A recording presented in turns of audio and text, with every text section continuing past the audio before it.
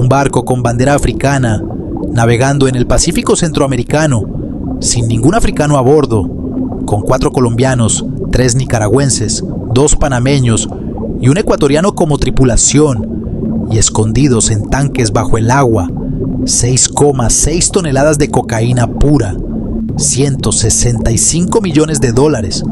La Marina de El Salvador necesitó buzos para encontrarla. Nayib Bukele lo llamó la incautación más grande en nuestra historia. Pero esta historia no empieza en El Salvador, empieza en las selvas de Colombia y termina con 10 hombres esposados enfrentando décadas de prisión en el país con las cárceles más duras de América. Bienvenidos al mundo invisible del narcotráfico marítimo, donde los barcos no son lo que parecen y donde Colombia sigue inundando el mundo con cocaína. Soy Sandotelli y esto es Jazz LT. Si es tu primera vez aquí, este canal investiga casos reales y las conexiones entre Latinoamérica y el resto del mundo. Suscríbete porque esto que vas a ver no sale en las noticias tradicionales. El 16 de febrero de 2026, Nayib Bukele rompió X, publicó un hilo explicando cómo su marina había interceptado un barco sospechoso a 703 kilómetros de sus costas. Lo que encontraron adentro superó todas las expectativas. Vamos a desmenuzar esta operación, desde cómo construyeron el escondite hasta quiénes son realmente estos colombianos capturados y sobre todo, vamos a hablar de algo que nadie menciona, porque esto va a seguir pasando una y otra vez. Imagina esto, estás en un barco de la Marina salvadoreña, es de madrugada, llevas horas navegando en aguas internacionales del Pacífico. De repente, el radar detecta algo, un barco grande, 54 metros de largo, se mueve lento, demasiado lento para ir a algún lado específico, como si estuviera esperando. Te acercas. El barco se identifica como FMS Eagle, bandera de Tanzania. Dice que es un buque de apoyo multipropósito, que hace trabajos logísticos, pero aquí está el problema. Tanzania está en el Océano Índico, en África, a literalmente el otro lado del mundo. ¿Qué hace un barco tanzano en aguas centroamericanas del Pacífico? Le piden permiso para abordar. La tripulación se pone nerviosa. Dicen que todo está en orden, que solo están en tránsito. Subes al barco, 10 hombres, todos latinos, 0 africanos. En un barco africano, primera bandera roja, empiezas a revisar. La bodega está vacía, los compartimientos de carga vacíos, los cuartos de la tripulación normales, el puente de mando limpio, pero algo no cuadra. El barco está sentado demasiado bajo en el agua, como si estuviera más pesado de lo que debería. Entonces, llamas a los buzos, se sumergen bajo el casco, abren los tanques de lastre, esos espacios que se usan para equilibrar el barco llenándolos con agua de mar.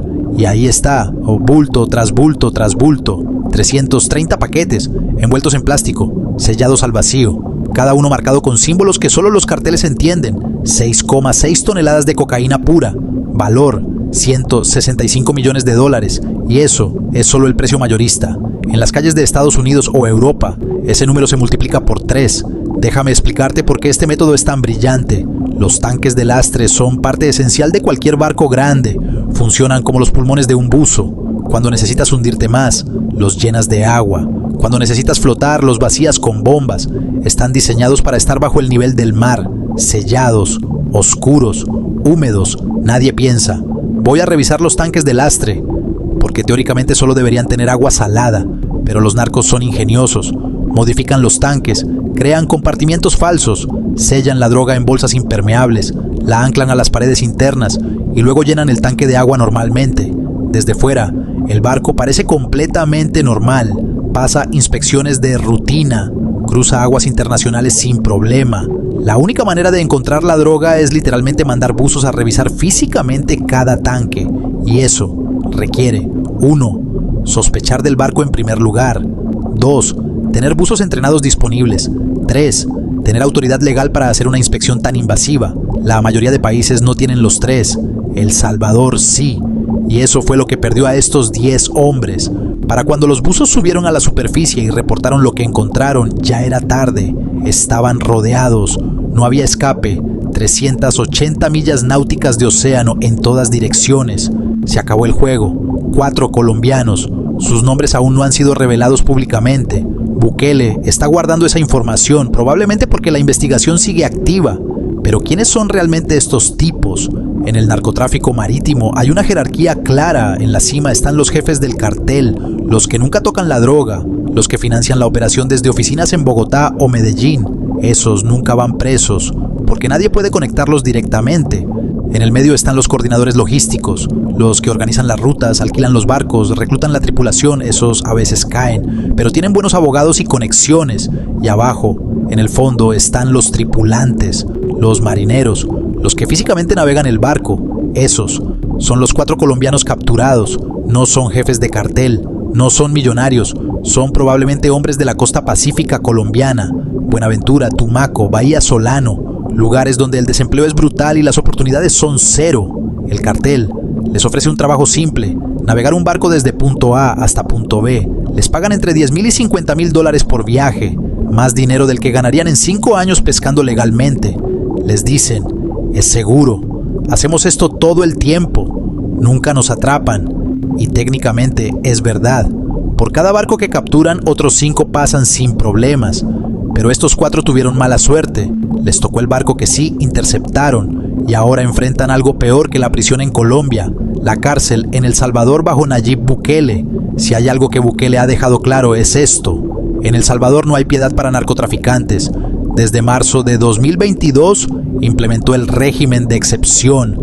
Básicamente, suspendió garantías constitucionales, arrestó a más de 83,000 personas sospechosas de pertenecer a pandillas o al crimen organizado.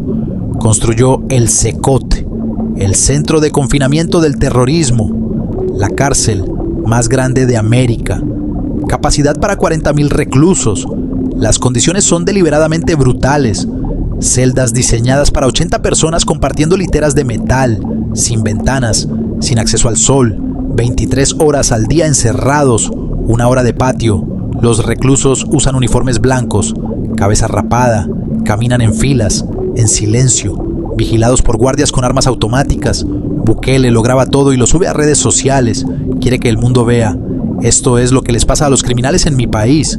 Y funciona. El Salvador pasó de ser uno de los países más violentos del mundo a uno de los más seguros. La tasa de homicidios cayó un 70%, pero el costo es alto. Organizaciones de derechos humanos hablan de torturas, de arrestos sin evidencia, de juicios express sin defensa adecuada. Para los 4 colombianos capturados en el FMS Eagle, esto es lo que les espera. No van a una cárcel colombiana donde pueden recibir visitas familiares los domingos. No van a un sistema donde puedan apelar o negociar penas reducidas. Van al CECOT y probablemente no salgan nunca. Volvamos al barco. ¿Por qué Tanzania? Esto se llama bandera de conveniencia o bandera de oportunidad. Y es una táctica usada no solo por narcotraficantes, sino también por piratas, contrabandistas de armas y hasta compañías pesqueras ilegales. Funciona así: compras o rentas un barco viejo, puede ser un carguero usado, un barco pesquero fuera de servicio, cualquier cosa que flote. Luego lo registras en un país con regulaciones marítimas débiles. Los favoritos son Panamá, Liberia, Tanzania, Belice, Islas Marshall. ¿Por qué esos países? Porque con el dinero correcto te dan el registro sin hacer muchas preguntas. No investigan quién es realmente el dueño. No verifican para qué vas a usar el barco. Solo quieren las tarifas de registro. Una vez registrado, el barco puede navegar en aguas internacionales, presentándose como si fuera de ese país. Si lo interceptan, el barco dice: soy tanzano, contacta a las autoridades de Tanzania. Pero Tanzania no tiene recursos ni interés para investigar un barco que está al otro lado del mundo. Entonces, la investigación se complica. Los países discuten jurisdicción y muchas veces el barco queda en un limbo legal. Es la estrategia perfecta. Un barco sin dueño real, un fantasma navegando en aguas internacionales. El problema es cuando te encuentras con alguien como Bukele, porque a él no le importa de qué país sea la bandera. Si lo intercepta en aguas cercanas a El Salvador, lo arresta. Punto. Y eso fue exactamente lo que pasó. Hablemos de números reales. 6,6 toneladas de cocaína es muchísimo dinero. $165 millones es el precio que los carteles pierden con esta captura. Pero pongámoslo en perspectiva. Colombia produce aproximadamente 1.400 toneladas de cocaína al año. El 71% de toda la cocaína mundial sale de suelo colombiano. 1.400 toneladas al año significa casi 4 toneladas por día, todos los días, sin parar. 6,6 toneladas es apenas 1,6 días de producción. Dicho de otra manera, mientras la Marina salvadoreña celebraba esta captura, los carteles colombianos ya habían producido el doble de esa cantidad. Y no la mueven en un solo barco, la distribuyen en docenas, rutas diferentes, métodos diferentes, submarinos, lanchas rápidas, avionetas, mulas humanas, contenedores comerciales. Es una industria multimillonaria, imparable, y el ciclo continúa.